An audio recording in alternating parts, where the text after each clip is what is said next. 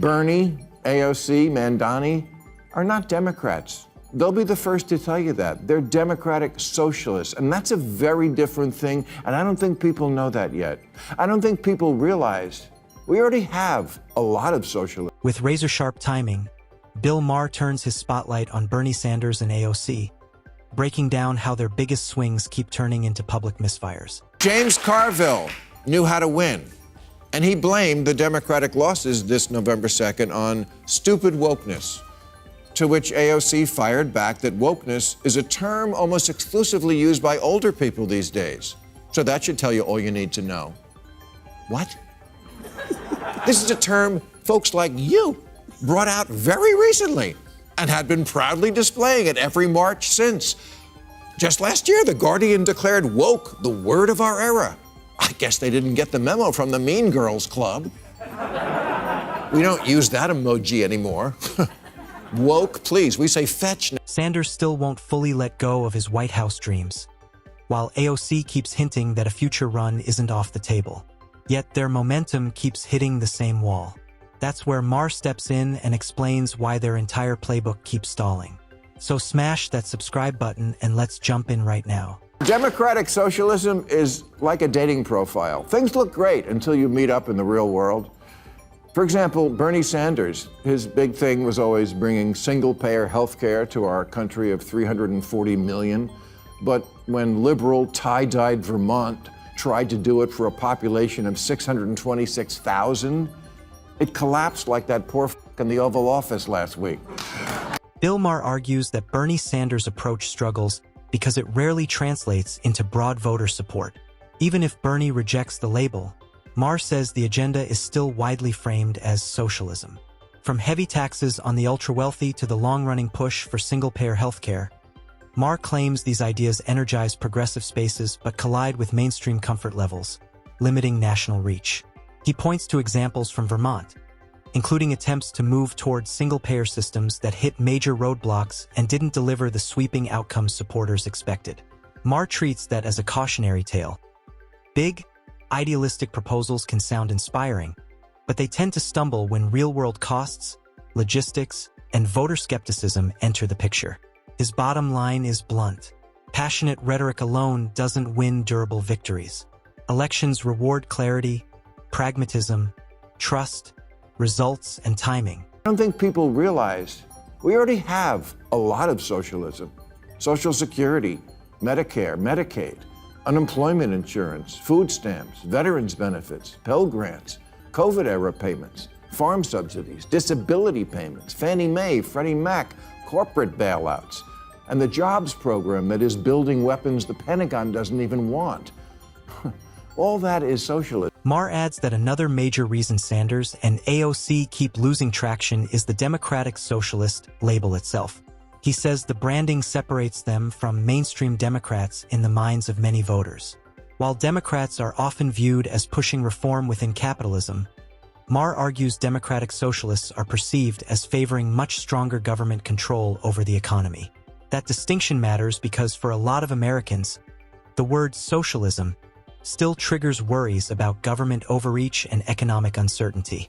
Even when Sanders and AOC soften certain proposals in practice, Maher says the label alone makes moderates hesitate.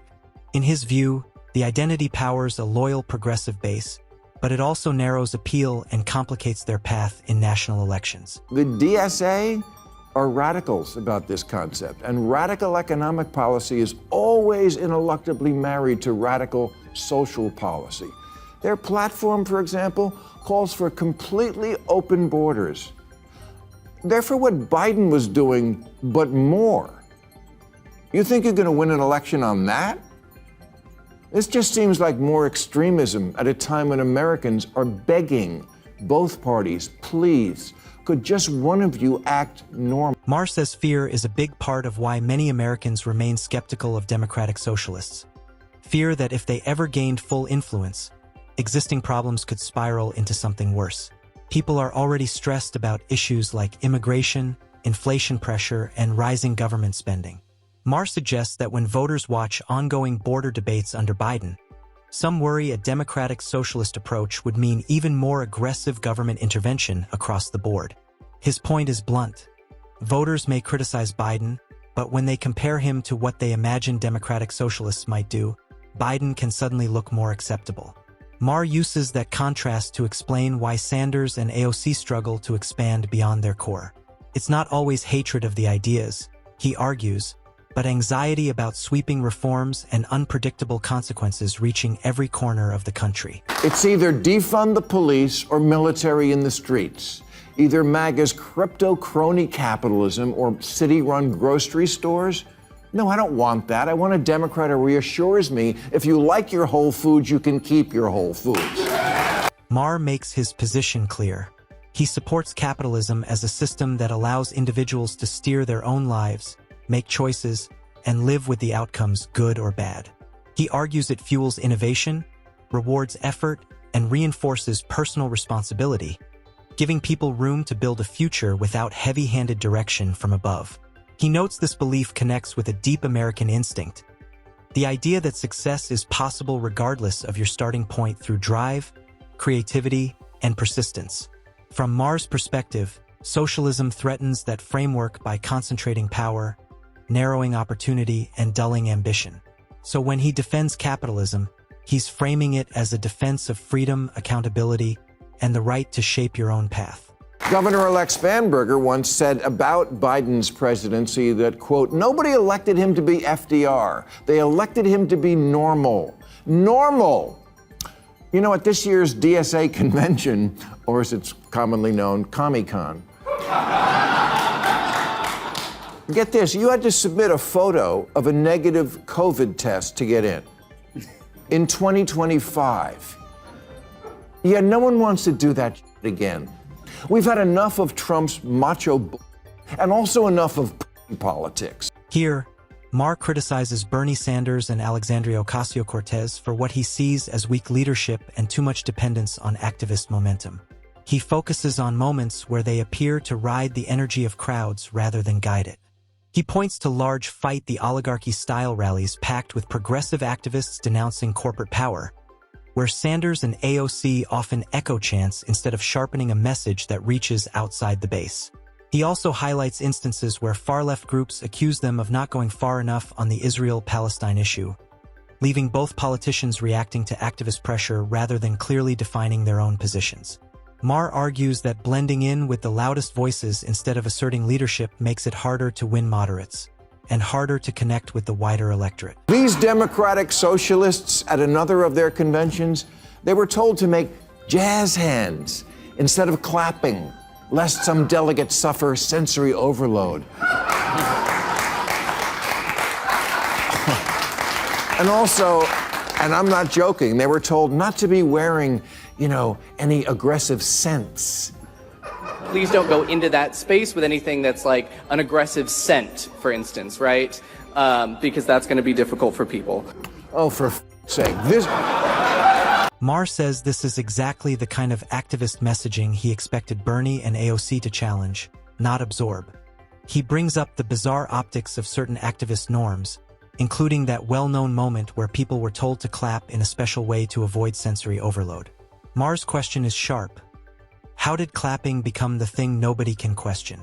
And were people genuinely supportive of that rule, or quietly cringing while pretending it was normal? In his view, leaders like Bernie and AOC should be setting boundaries and guiding supporters, not accepting every new ritual born inside activist circles. When they don't, Maher argues, they risk losing moderate voters who see the messaging as confusing, performative, and too extreme to trust with national power. This is who the Democrats are thinking of following. Chuck Schumer ain't perfect, but at least he doesn't crumple into a heap when confronted with Chanel number 5. You may now clap in the traditional way. Thank you very much. This moment stands out because Maher, who has criticized Chuck Schumer plenty of times, actually gives him credit here, and it highlights the fractures inside the Democratic Party. Maher notes that Schumer at least asserts himself on certain issues instead of bending to every wave of activist pressure. One key example is Schumer speaking out against rising anti-Semitism, including criticism of certain chants and rhetoric he views as crossing the line from protest into harmful bias, even when it comes from within his own party's orbit. By taking that stand, Schumer separated himself from activist currents that downplay the concern and showed a willingness to push back when he believes the rhetoric goes too far. Why is the party that supports so many issues that benefit the middle class still considered out of touch by 62% of Americans? In plain English, nobody likes a snob. Hillary Clinton didn't have anyone on rural research or outreach when she ran in 2016 until the race tightened just before the election. Then they hired one. And where was his office? Brooklyn. True story. Politics is local, not locally sourced. It's not artisan. It's art and stand. Maher argues that beyond catering to activist messaging, Democratic leadership has become increasingly disconnected from everyday Americans. Instead of focusing on bread-and-butter concerns and offering practical solutions on issues like inflation, healthcare costs, and public safety, he says the party often seems obsessed with pleasing the loudest fringe voices. That comes with a cost. It pushes moderates away and leaves many voters feeling ignored or talked down to. Maher points to a pattern where virtue signaling and chasing every new activist trend produces grandstanding rather than effective governance. In his view, when ideology becomes more important than real-world problem-solving, the party risks losing touch with the broader electorate and failing the people it claims to represent. James Carville knew how to win, and he blamed the Democratic losses this November 2nd on stupid wokeness, to which AOC fired back that wokeness is a term almost exclusively used by older people these days. So that should tell you all you need to know. What?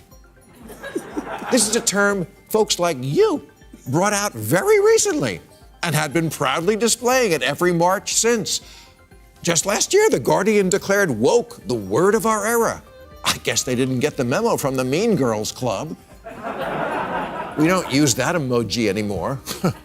Woke, please, we say fetch now. Maher also points out how Alexandria Ocasio-Cortez has recently tried to distance herself from the term woke, even though it's been closely linked to many of her rallies and public messaging.